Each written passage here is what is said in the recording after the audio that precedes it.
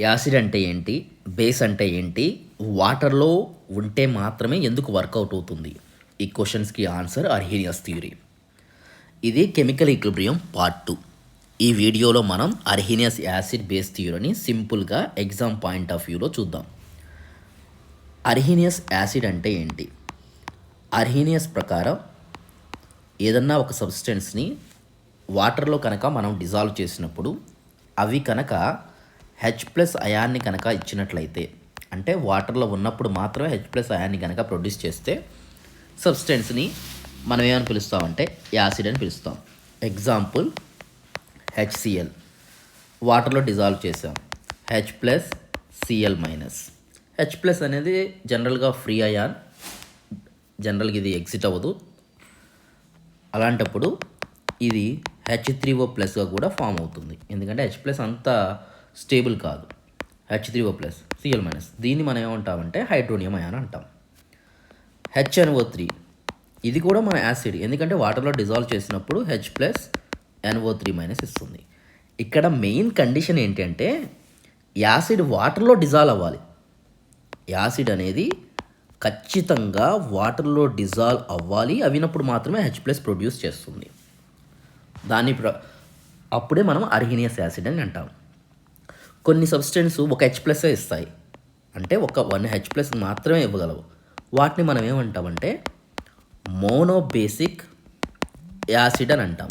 అంటే ఒక 1 H+ ఇచ్చే వాటిని మనం ఏమంటామంటే జనరల్గా వాటి యొక్క బేసిటీ ఒకటి అంటాము. HCl కానీ HNO3 కానీ. కొన్ని 2 H+ ఇస్తాయి, వాటిని మనం ఏమంటామంటే డైబేసిక్ యాసిడ్ అంటాం, లేదా వాటి యొక్క బేసిటీని 2 అని పిలుస్తాం, H2SO4.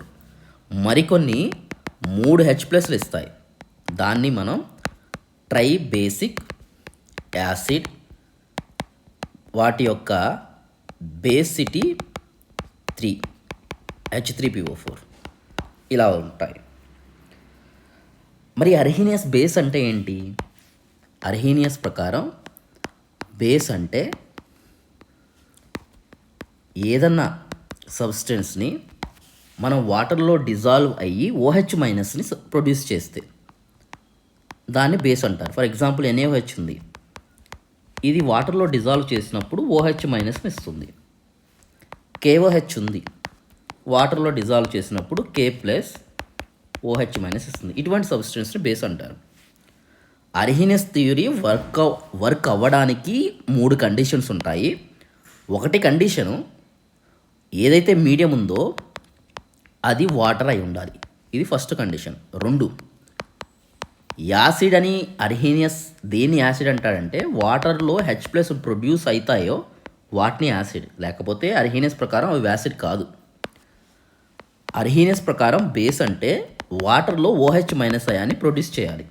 ఇవి 3 కండిషన్లు కనుక సాటిస్ఫాక్షన్ చేస్తే అర్హీనియస్ థియరీ వర్క్ అవుతుంది.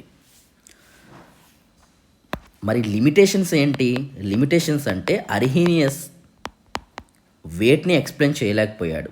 మోస్ట్ ఇంపార్టెంట్ ఫస్ట్ వన్, జనరల్గా HCl జనరల్గా యాసిడ్, ఎందుకు వాటర్లో డిజాల్వ్ చేస్తాము, అర్హీనియస్ ప్రకారం H+Cl- ప్రొడ్యూస్ చేస్తుంది.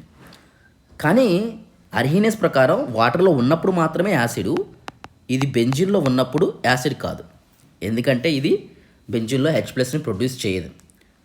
డ్రై HCl, అర్హీనియస్ ప్రకారం డ్రై HCl కూడా యాసిడ్ కాదు, ఎందుకంటే డ్రై HCl అనేది H+ అనేది ప్రొడ్యూస్ చేయదు. ఇది ఒకటి. Second point, CO2. జనరల్గా ఇప్పుడు మనం CO2 కనుక చూసినట్లయితే ఇది జనరల్గా ఎసిడిక్ నేచర్ అని ఉంటాం, కానీ CO2లో H+ లేదు. కానీ CO2లో H2O వాటర్లో డిజాల్వ్ చేసినప్పుడు ఇది కార్బోనిక్ యాసిడ్ ప్రొడ్యూస్ చేసి మళ్ళీ ఇది 2 H+ అయాన్స్ ఇస్తుంది.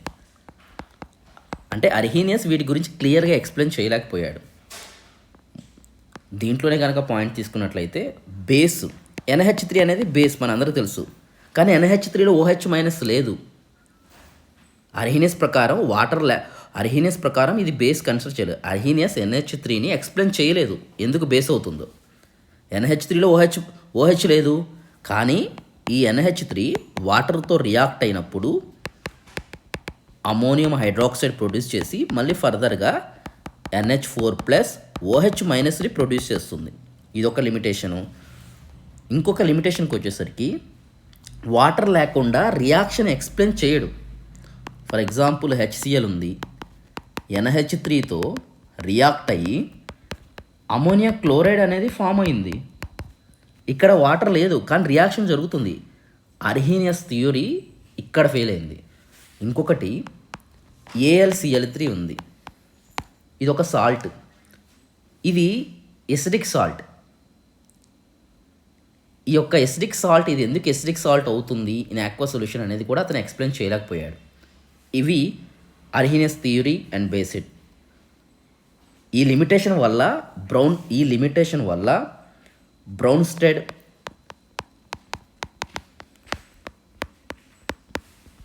లూయిరీ యాసిడ్ బేస్ థియరీ అనేది వచ్చింది. అది మనం పార్ట్ 3లో నేర్చుకుందాం. సిరీస్ మొత్తం చూస్తే యాసిడ్ బేసిస్ కాన్సెప్ట్లో కన్ఫ్యూజన్ అనేది ఏం ఉండదు.